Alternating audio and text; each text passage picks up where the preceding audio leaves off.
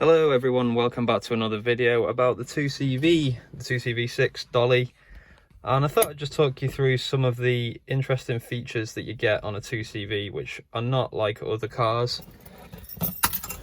Obviously, this is quite a quirky little car, and I wanted to share some of the things that are a bit unusual, but also when you get used to them, they kind of make sense as well. So let's go through a few little things. I think the first thing to note as soon as you get into the car is that the ignition is on the left hand side. Now I know that's quite a minor little detail, but when you get into a car, my instinct is always to head down here to do the ignition. So when it's over on the other side, that is quite an interesting little feature. It's quite quirky. So yeah, something to get used to when you first get one of these is that you have to go over to the left to turn the car on. Moving over a little bit, I'll try and get around the steering wheel. This is probably one of the most quirky features of the car, apart from its looks, is the gear stick. As you can see, it kind of just goes straight into the dash here, and the fact that it curves up at an angle like this might mean that it doesn't make much sense as a gear stick for most people that are used to the stick coming out of the ground and having it vertically here to be able to change gear. But the shape of the gearbox is actually surprisingly easy to get used to. So there's a diagram on here. One annoying thing, yeah, one is down to the left, so that is something that you do need to get used to. Reverse, à reverse, that's French obviously, but that is reverse, so that's to the left and up. So it's the same shape gearbox. The way that it works is that instead of moving to the left or moving to the right, you twist it like this. So to move to the left, you twist down. To move to the right, you twist up. That's the only thing you need to get used to. Apart from that, it's a normal gearbox. So if I show you here, I'll go through 1 to 4 for you. So at the moment we're in neutral, it can go left and right. So to go into first, you need to go to the left and down. So obviously you can't move it to the left, like I say, you rotate. So you rotate and then you pull down. So that's now in first gear. Second is up, across, and then up again. So we go up. And then what I usually do when I'm driving is I just let it go into the middle because it falls naturally into the middle. So I'll be driving, I'll push it up like this. As you can see, it's moved into the middle and then it's straight in again. Just needed to use the clutch there. So I'll just do that again. So yeah, first, you're in first down here, you push forward, it naturally falls into the middle, then you just push forward again. So then you're in second. To go into third, it's straight down from second, so that's exactly like a normal gearbox. There you go, it just goes straight down. And then to go up into fourth, it needs to go to the right again. So you go into the middle again. So you know that's in between 3 and 4 in the neutral position. Then you need to go right, so you push to the right and then up. And that's in fourth. So the way I really got my head around that is just imagine that the stick is coming out the top of this, and then it all kind of makes sense in a way. So you imagine the stick's vertical, it just moves exactly the same way. Sorry, it's a bit rough because of not using the clutch.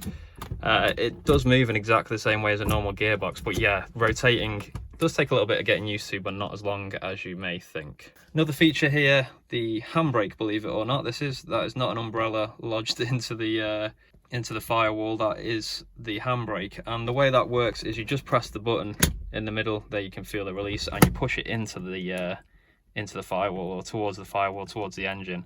And same principle to pull it back. I mean, I guess you probably don't need to press the button, but I always press the button, pull back till it feels firm, and then you let go. So yeah, not the best position if you've got a passenger in the car. You have to kind of reach over to their side of the car. It's quite far away from your driving position. Most people be used to having it down here, but it's actually all the way over here. It's a little bit of a reach and you have to push forward. So yeah, when you're doing this at junctions, it can be a little bit annoying, especially when you've got a passenger in the car with you. But again, like I say, it's another thing you do get quickly used to when you're driving this car. Another feature, which we'll go over to this side of the car for because that wing mirror is tucked in and I can't be bothered getting out of the car to change that. The windows. So as you can see, they're cut in half and they actually lift up. So I think you call that like a sash window, is it? That actually clips into the top of the car. And then to close it is a pain. You kind of have to use the gravity of the car to close it. I've got these little stays so that you can just have it open a little bit if you want to. You can tuck this stay into here.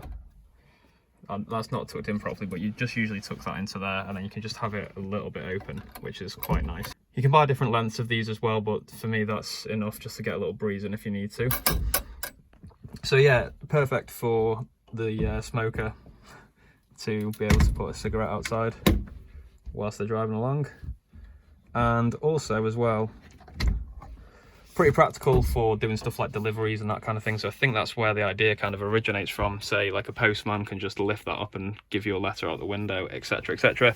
That's my understanding, is it's just kind of practicality. If you know another reason, then yeah, do let me know in the comments below, but I think that's pretty much the reason why.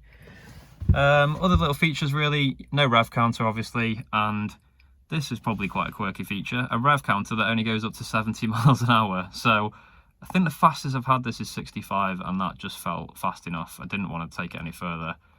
Do not want to risk crashing this car at any kind of speed with it only being a very sort of thin tin walls. So yeah, very low speedo there. You're probably used to having 70 around about up here at about 1 or 2 o'clock, but yeah, 70 is right down there, believe it or not. And I think we've got 120 kilometers on the clock as well. Another feature, it's got a choke. Let's see down here. So yeah, cold starts, carbureted engine, so it's got a choke which you need to fiddle around with to get going. I'll try and start it at the end of the video just because it's always fun to try and start this car. This is another cool feature which I'll try and show you. So here's the vents for the air conditioning, which is a term which I use very loosely for this car because this is literally just a flap which raises up. So we've got a vent that goes all the way along the front of the car, which I'll do another shot of and put it over the top for you guys. This vent goes all the way along the front of the car, and you've got these 2 outlets in front of the driver and in front of the passenger there. And to get some air in, you literally twist this dial down here. And as you can see, daylight is now visible. And the flap, don't know if you can see from here, I might have to do a shot outside, has fully opened up, and that will just let cold air in, or well, if it's a summer's day, it'll let warm air in. So yeah, not the most effective, because in winter you'll want warm air, and in summer you want cold air, so it will provide the exact opposites of what you actually want. So yeah, that just closes again, you just loosen that, and there you go, you can see it shutting back down. Might just leave that open a little bit for some ventilation. There is heating though, and that's down here. It's controlled by this little arm. You move it left or right, and I think that basically just takes heat directly from the engine. There's a couple of tubes inside the engine which feed to the cabin, and that basically chooses whether the air is going to come from outside, I assume, or from the engine itself. So you can get heat in here, and it does heat up pretty quick. The heat actually comes up through this little tiny gap here, which you can see here, hopefully. There's just a tiny little gap that runs along the front of the car, and yeah, the hot air comes out of there. And yeah, that can clear the windscreen if it's, you know, fogged up because it's cold, etc. That's one thing I just realised was this, and I think that is also to do with the heating. That's either if it's going to come out at your feet or come out on the windscreen, I assume. Please correct me in the comments if I'm wrong. I haven't used this for a long time. I can't remember what it actually does, but I'm pretty sure that is just to change whether the heat goes to your feet or to the windscreen. Unfortunately, there's a huge box in the back of my car at the moment, which is actually the old front grille from my Audi, there's no other space for it in my house, so it's being kept in here. The seats, they're obviously very nice. I like the covers in these ones. They match the car exterior as well, so that's a really nice touch with this car. And these are all fully removable, and it's actually pretty easy to get them out as well, and they double up as kind of picnic chairs, or the back one as well. That's a little bit more fiddly to get out. I haven't actually managed to yet, but I think it is fully removable. So you can basically have like a full picnic setup or camping setup with a double chair and 2 singles, the one I'm sat on here obviously, and the one on the passenger side as well. So that's quite a nice little touch and quite interesting. What else? I guess the way the doors open is pretty crazy if you're not used to it. Here's the lever for the door. So this is something, if you get someone in one of these cars that has not been in one before, they will not be able to get out, and it's quite funny to watch. So in the back, you can see here, there's no kind of latch whatsoever that you'd expect. There's a pull here to pull the door back towards you. The latch is actually hidden under here. So you pull this lever. So there's a lock here. This locks and unlocks it. So if that's down, you can't open it from outside. So someone would have to get in and flick this, which I have to do a lot when there's passengers. And then you just pull that at the bottom and it releases. So yeah, pull back, put the lock on, and then the latch won't move.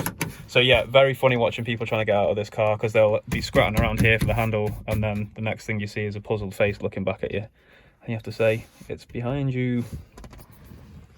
In the front, it's equally as quirky. So again, you probably would try and go for here. You see that a lot with someone sat on the passenger side will go, how'd you get out? So yeah, it's here. It's this big lever, and all you do is pull it up like that. And as you could hear then, that releases the mechanism towards the back of the door. So I think a lot of these things in the 2CV, they're very simple, and they're basically just designed to not break or be very easy to change if they do break. This was aimed at a sort of, you know, a budget. This was a budget kind of car when it came out, so a lot of the things are very budget orientated. That's actually another reason for the windows. They didn't want to put a mechanical system in for the windows because they break, so they thought this is a better solution. You can just flip them up, and yeah, there's a lot less engineering involved and therefore a lot less to go wrong. Obviously the roof is probably the final thing I'll just mention, because the list could go on forever, but we'll just mention the roof. So the roof is fully convertible, and there's just these latches. I'm not going to take the whole thing off now because it is a bit of a pain, but you flick these latches, one on either side. You can push it back halfway, or you can roll it all back and put it back as well. So yeah, kind of like a sardine tin, this thing, where you can roll the roof back and you wind it up at the back of the car. So yeah, all in all, that's just a little tour of some of the quirky features of the 2CV. I think this is maybe worth mentioning. This is just an indicator stick. And then over on here as well, you've got your headlights. As someone pointed out, that's actually an O when I thought that was a C, but that's an O worn out. V, which is like ville for around the village, and this is for out on the highways, which will be another French word which I'm not sure of. I can't remember what the comment was, but thank you to whoever left that comment for letting me know. This is another interesting one. Sorry, I'm just noticing a few other little things as well. Windscreen wipers is just this big button on the dash. I love these big buttons, very tactile. And this is to squirt the solution onto the screen, which I'm not going to do, but you pull it out and you just kind of pump it, and it pumps water onto the screen to be able to wash it. So yeah, I hope you enjoyed that, guys. That's just some of the quirky features of a 2CV. Obviously on top of that, you've got the looks of the whole thing as well, which are a bit wild. So I hope you like this content. Like I say, if there is anything you do want to see, please do let me know. I've done a cold start. I know someone requested that for me. I will do a warm start at some point. This is currently out of MOT now. It hasn't got an MOT, and I know the stuff that needs doing. I need a new tail light. I need to fix the exhaust. There's a leak in one of those connections, which is not going to be difficult. It's something I'll be able to do myself, luckily. Just need to loosen off some bolts, put some new exhaust cement around it and tighten it up again. So yeah, an easy fix. Going to be ordering some new parts this week as well, so there'll be some more videos of fitting those. But yeah, if you got this far, well, thank you very much. I hope you enjoyed watching, and I'll be back with more content soon. Take it easy, guys, and happy driving.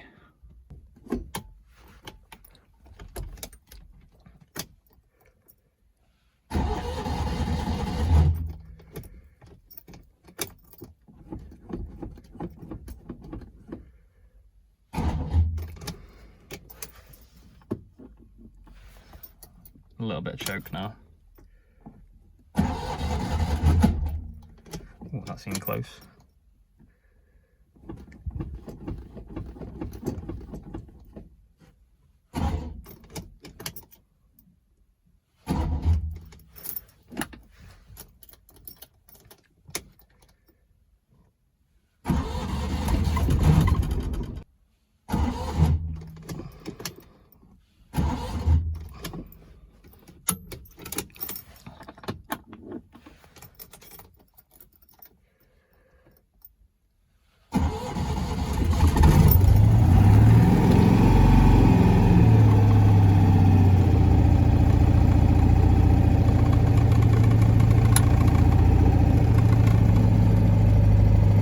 so there she goes. It needed full choke in the end, and then the revs are ridiculously high when it starts, so you have to quickly whack the choke back down again. So got her running.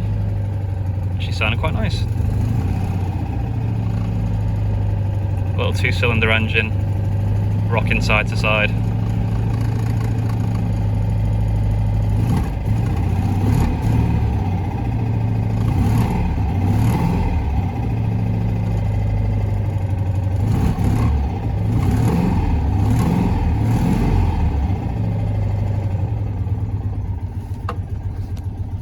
And there's the insanely low idle speed that this car seems to have as well. Very, very low idle. Okay, see you in the next one, guys.